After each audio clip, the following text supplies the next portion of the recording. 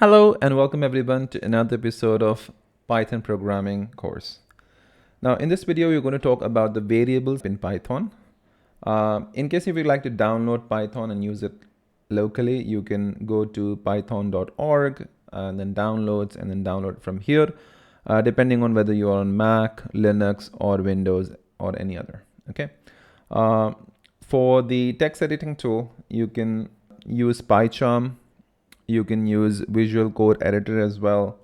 Or if you just want to learn the basics, you can also use an online compiler to just run your program here itself. Okay, so you can choose what you like, but these are the three options that you have available for this course. Okay, so starting from variables. So what are variables? Well, variable is basically a container that holds any type of data which the program can use to assign and modify during the course of execution. Now, Python is a dynamically typed language. What it means by dynamically typed language is that there is no need to declare a variable explicitly by specifying whether variable is an integer or float or any other data type, unlike other programming languages. That's one of the key benefits. For instance, in C programming, you have every time you declare a variable, you have to say whether it's an int or a float, but here you don't have to. Okay. Now, variables can be arbitrarily long. They can contain both letters and numbers, but they cannot start with a number. So it is illegal to use uppercase letter, but it is a good idea to begin a variable with a lowercase letter. Variable names are case sensitive. So for instance, so if you write Python and Python, these are two different variable names. Okay.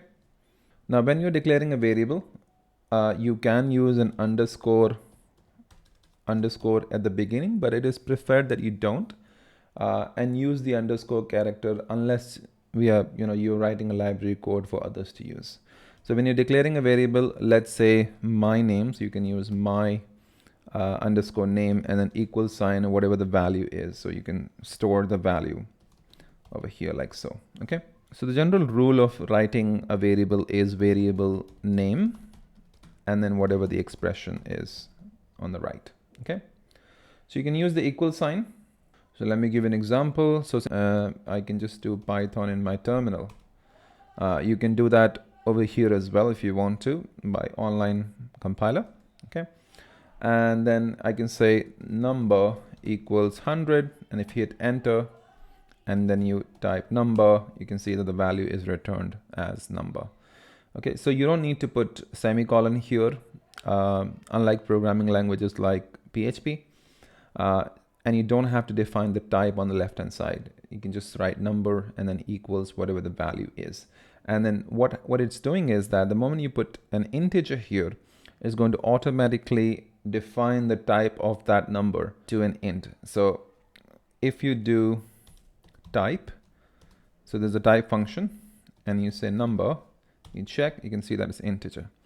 And the best part is that anytime during the program, you can change the value of that particular variable as well. So variables are immutable. So you can say number equals, and you can put that as a string. You can say Imran, hit enter. Now the value of the number is Imran. And then if you check the type of the number, now you can see that it's a string. Okay, so you can change it. So depending on what value you're assigning, it's going to go ahead and change the type of that particular variable to that particular data type. Okay, so you can use either a single quote or you can also use a double quote for the variable. And this is your integer. You can also assign the value of one variable to another variable. So let's say currently we put a variable a. So I'm just going to clear the screen. Let's say a equals hello. We can say b equals a. So it becomes, now if you check the value of b, you can say it's hello. So you can do that assignment as well. Now, based on what we discussed, let's check our progress. So let's do some of the questions, and I'd like you to pause the video when I ask you questions and put the answers in the comment box. So the first question is, which of the following is a valid variable in Python? So do you think this one is, this one is, this one is, all of the above, or none of the above? So what do you think? Type the answers in the comment box. Okay. Now, what's the value of a here? Okay, so here the value of A equals 25, B equals 35, A equals B. So what should be the answer? Well, clearly, initially it was 25, but later on we're saying A equals B, which means the value of the B is 35. So answer is B, okay? Next one up is that which of the following is true for variables in Python? Can it be unlimited length? Are they case sensitive?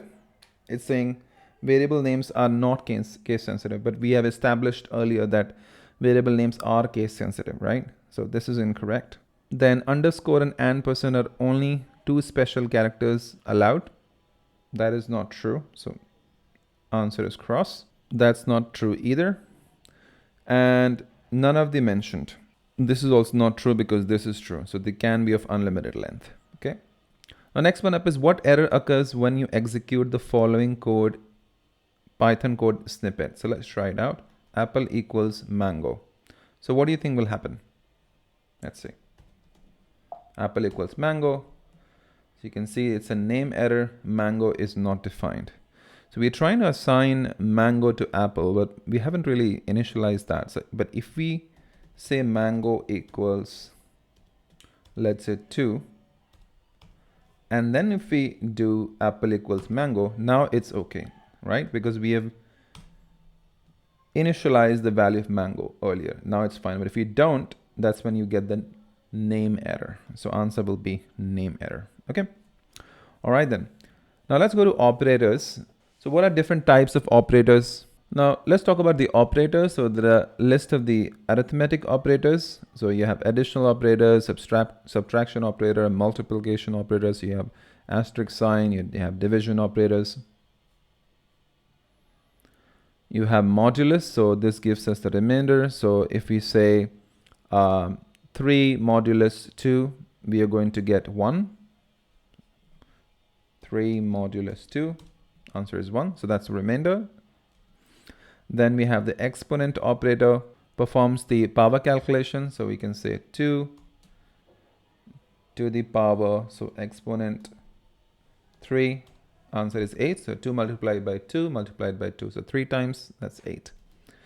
Then we have the floor division operator that returns the integral part of the quotient. So it doesn't, unlike the modulus operator, modulo operator, it returns the quotient instead of the remainder. So if I say 3, if I say 5, and then floor division operator 2, it's going to give me 2 because 2 is a 4. So it's giving me the quotient. Remainder is 1. So this is only going to return the quotient. Okay. Then we have the list of the assignment operators. We have equal to, we have plus equal to. So for the addition, we have minus equal to, that's for subtraction. So if we say m plus equals n1, this means m equals m plus n1. Okay, so let me show an example. Say m equals 2, and if I say m plus equals 1, this will be m equals m plus 1, so it becomes 3. So if I say m now, you can see now the value of the m is 3. Okay. Similarly for subtraction assignment also, m minus equals n1 means m equals m minus n1. Okay. Similarly for multiplication, division, and exponentiation assignment and floor division, same rule applies. Okay. We have the remainder assignment. Then we have the relationship equal sign. So this is going to check if n1 equals n2. So let's try that. So let's say x equals 1 and y equals 2. So if I say x double equals y, what do you think we'll get? Are they both equal? No, they are not. So we should get false. There we go. If I change the value of x now and make it equal to 2, and now if I go ahead and say x equals y, it's going to say true. Okay, so that's you can use it for conditional operations. So you can use these relationship operators. You have double equal to, not equal to, greater than, less than, greater than equal to, less than equal to. So you can check all of these out. and then you also have the logical operator. So unlike the other programming languages such as PHP and C programming, where you use and to basically use something like if x equals 2 and y equals 3, instead of doing that, in Python it is more semantics. Instead of saying and you just say and, like that. Okay, so that's pretty useful. So this is your and operator, then you have or operator. Okay, and then you have the not, logical not. So for not, you can say not x equals y, like so. Okay, now in the next video we're going to talk about the data types in Python. So far I hope you liked the video. If you did, please give a thumbs up and do subscribe to my channel if you aren't already, and I'm going to see you in the next video. Thank you very much. Bye bye.